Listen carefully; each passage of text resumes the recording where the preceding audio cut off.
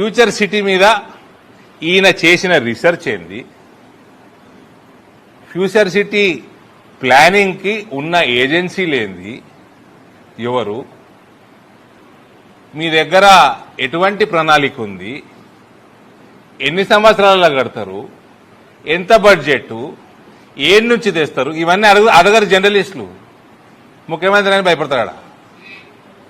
ఈ ముఖ్యమంత్రి మీద పేరుకే ముఖ్యమంత్రి, గింతే కుర్చీ లేవేలే, కూర్చుంటే కుర్చీలో గాయపడతాడు ఈయన.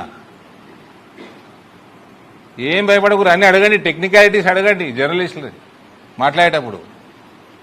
నోటికి వచ్చింది మాటలు పతలాట ఆడినట్టు.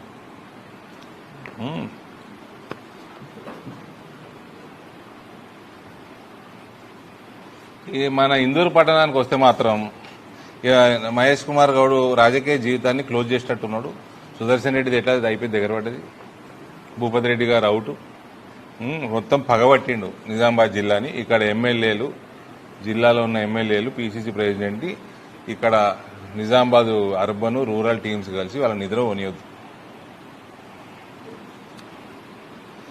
ఇయ్యాలటి వరకు మా పసుపు బోర్డు చైర్మన్ గారు ఉన్నారు. ఇయ్యాలటి వరకు రైతులు, మీకైతే మేము చెప్పాలండి, మేము చేసేసినాము.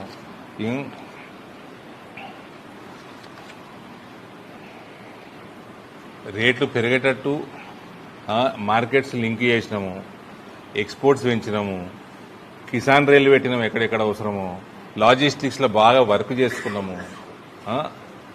తర్వాత బోర్డు ఇచ్చినాము, అది బోర్డు తెలంగాణకి ఇచ్చినాము. దానికి మీ బిడ్డని, ఇందూరు జిల్లా బిడ్డని చైర్మన్గా చేసినాము. అవన్నీ కూడా నరేంద్ర మోడీ ఈ గడ్డ మీదకి వచ్చి చేసిపోయింది.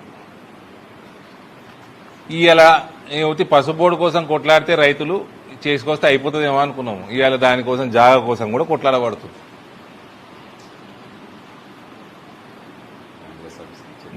నేను చెప్తున్నా పసుపు రైతులందరికీ, అంతా మీరు ఖుషి కాకండి.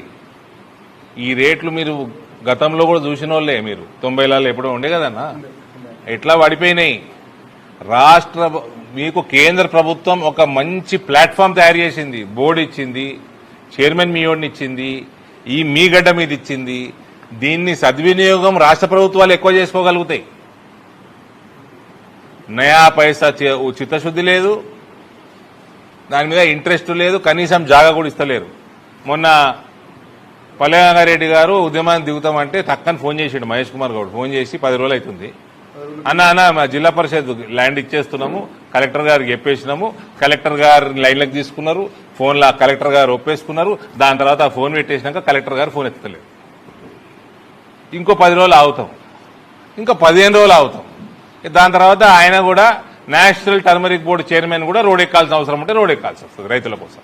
ఆయన పసుపు రైతు ఫస్ట్, తర్వాత చైర్మన్, బోర్డు చైర్మన్. ఇంత లోపల పనికిమాల కాంగ్రెస్ పార్టీ ఉంటుందో పిక్తుందో, మీ ముఖ్యమంత్రి తెలుగుదేశం పోడు, మీకు ఎందుకే జాగా? టర్మరిక్ బోర్డు కంటే పెద్దదానే మీది ఫాల్తు పార్టీ. ఇయ్యాలటి వరకు ఏం చేసిర్రు రైతుల కోసం, ఈ ప్రాంత రైతుల కోసం ప్రత్యేకంగా చెప్పాలి. ఇది ఇందూరు ప్రజలు గమనించి, ఇందూరులో మీ ఆశీర్వాదం మాకు ఎప్పుడు ఉంటుంది, మేము ఎప్పుడు కొట్లాడుతూనే ఉంటాము. మా కొట్లాట ఏం కొత్త కాదు, ఇంకా కొట్లాడాలని కొట్లాడతాం, మంచి బాధాతో కొట్లాడతాం. దయచేసి మీ అందరూ కూడా గమనించాలి, ఇందూరు పట్టణం వాళ్ళు, ఇందూరు జిల్లా వాళ్ళు, పసుపు రైతులు. ఇక ఆయన రేవంత్ చేసిన వాగ్దానాలు అయితే అన్ని నువ్వుకే మేము యాడ్ చేయాల్సిన అవసరం లేదు. కాంగ్రెస్ వాళ్ళని తిరుగునిచ్చుడు బంద్ చేయండి జర దయచేసి.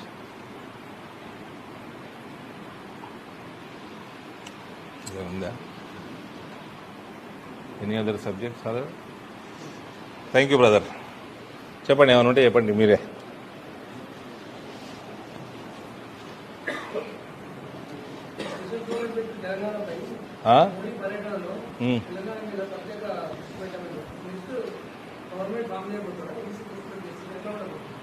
ఇక్కడ భారతీయ జనతా పార్టీ ప్రభుత్వము 2029లో బ్రహ్మాండ మెజారిటీతో ఉంటుంది.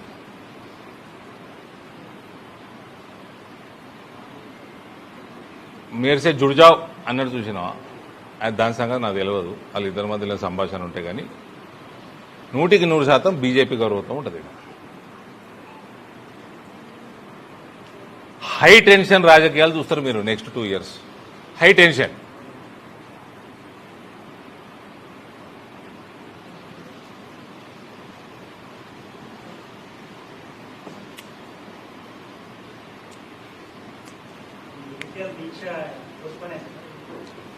పర్మిషన్ ఇక్కడ నుంచి జగిత్యాల పోతున్నా, అక్కడ ముచ్చట ఆడ మాట్లాడతాం. 4 గంటలకు ప్రెస్ మీట్ ఉంది ఆడ ఎస్పీ గారు కొంచెం కాంగ్రెస్ కార్యకర్త తయారయ్యిండు. సరే ఆయన సంగతి కూడా చూద్దాం, కానీ పర్మిషన్లు ఇస్తలేడు, కాంగ్రెస్ రంగులు పూసుకుంటున్నట్టున్నాడు. ఐపీఎస్ ఆఫీసర్ ప్రత్యేకంగా ఆయన జర యంగ్స్టర్ ఏమో జర జాగ్రత్తగా ఉండాలా. పెద్ద కెరియర్ ఉంది మీకు ముందు ముందు.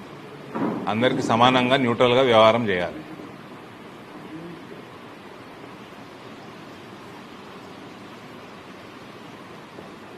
పోస్ట్పోన్ చేసినాము, ఇంకా పెద్ద ఎత్తున దాని గురించి కొట్లాడతాం. అక్కడ ఎమ్మెల్యేకి కూడా కళ్ళు నెత్తికెక్కినాయి. ఆయన భూస్థాపితం చేశారు, నేను ఊకోను.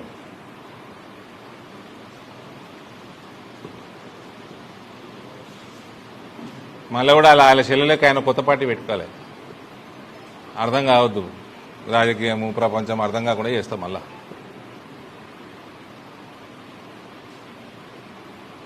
ఇప్పుడు ఇందూరు ప్రజలకు ఎట్లయితే మనం 2-3 విషయాలు మాట్లాడినామో, జగిత్యాల ప్రజలకు కూడా కొన్ని అవేర్నెస్ తీసుకొచ్చే పని మీద పోతున్నాడు అన్నట్టు. ఓకే,